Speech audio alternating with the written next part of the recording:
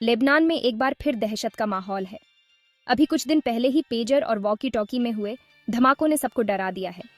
इन धमाकों में बहुत से लोग मारे गए हैं और सैकड़ों लोग घायल हुए हैं। लोग बहुत डरे हुए हैं।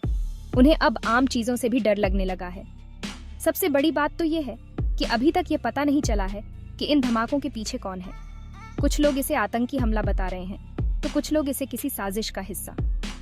लेबनान के विदेश मंत्री ने चेतावनी दी है कि यह घटनाएं एक बड़े युद्ध की शुरुआत हो सकती है। लेबनान पहले से ही आर्थिक तंगी और राजनीतिक अस्थिरता से जूझ रहा है।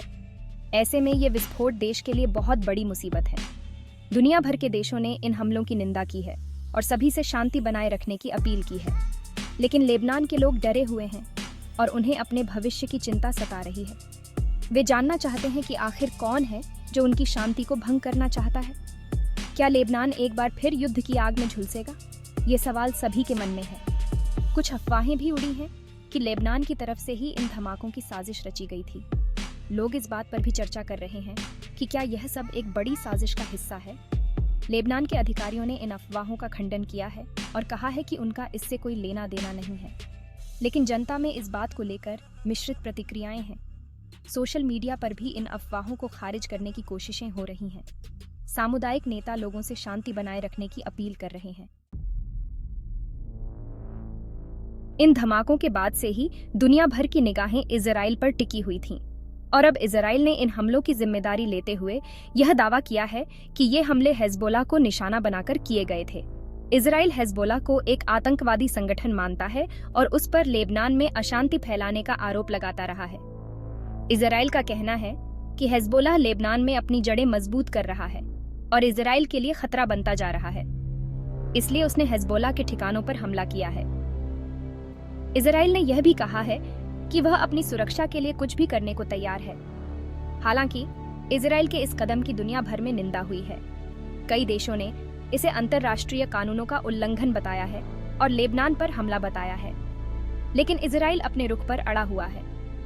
उसका कहना है कि जब तक हिजबुल्लाह का अस्तित्व रहेगा तब तक इजराइल को ऐसे कदम उठाने पड़ेंगे।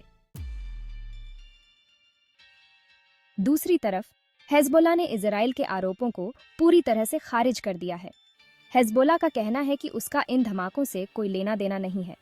हिजबुल्लाह ने यह भी कहा है कि इजराइल लेबनान में अशांति फैलाना चाहता है और अपनी गलतियों का ठीकरा दूसरों पर फोड़ रहा है।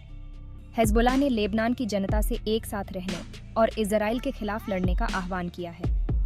हिजबुल्लाह ने यह भी साफ कह दिया है कि अगर इजराइल ने दोबारा लेबनान पर हमला किया तो उसे इसका मुंहतोड़ जवाब दिया जाएगा। हिजबुल्लाह के इस बयान से लेबनान में तनाव और बायचा गया है। लोगों को डर है कि कहीं इजराइल और हिजबुल्लाह के बीच जंग न छिड़ जाए। अगर ऐसा हुआ तो लेबनान को बहुत बड़ी बर्बादी का सामना करना पड़ सकता है। सेक्शन 4, दुनिया की निगाहें। ईरान और अमेरिका लेबनान में जो कुछ भी हो रहा है उस पर दुनिया भर की निगाहें टिकी हुई हैं। ईरान, जो हिजबुल्लाह का करीबी साथी है, ने इन हमलों की कड़ी निंदा की है और इजराइल को इसके लिए जिम्मेदार बताया है। ईरान ने लेबनान को हर संभव मदद का भरोसा दिलाया है और कहा है कि वह लेबनान की रक्षा के लिए हमेशा तैयार है। दूसरी तरफ अमेरिका ने लेबनान में हुई हिंसा पर चिंता जताई है और सभी पक्षों से शांति बनाए रखने की अपील की है। अमेरिका ने कहा है कि वह इजराइल की सुरक्षा के लिए वचनबद्ध है, लेकिन साथ ही उसने यह भी कहा है कि लेबनान का सम्मान किया जाना चाहिए। अमेरिका ने सभी पक्षों से बातचीत के जरिए शांति स्थापित करने की अपील की है। लेकिन सवाल ये है कि क्या इजराइल और हिजबुल्लाह बातचीत का रास्ता चुनेंगे या फिर लेबनान एक बार फिर युद्ध की आग में झोंक दिया जाएगा। सेक्शन 5, क्या होगा आगे? तनाव का खतरा। लेबनान में इस समय हालात बहुत ही नाजुक हैं। इजराइल और हिजबुल्लाह के बीच तनाव बहुत ज्यादा है और दोनों ही पक्ष पीछे हटने को तैयार नहीं है। ऐसे में एक छोटी सी चिंगारी भी एक बड़े युद्ध का कारण बन सकती है।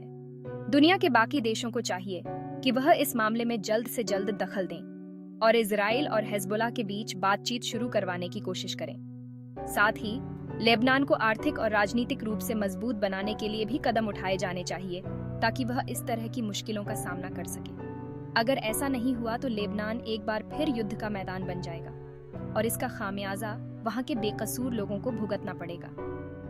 दुनिया को यह समझना होगा कि लेबनान में शांति का मतलब सिर्फ लेबनान के लिए ही नहीं बल्कि पूरे मध्य पूर्व के लिए बहुत जरूरी है।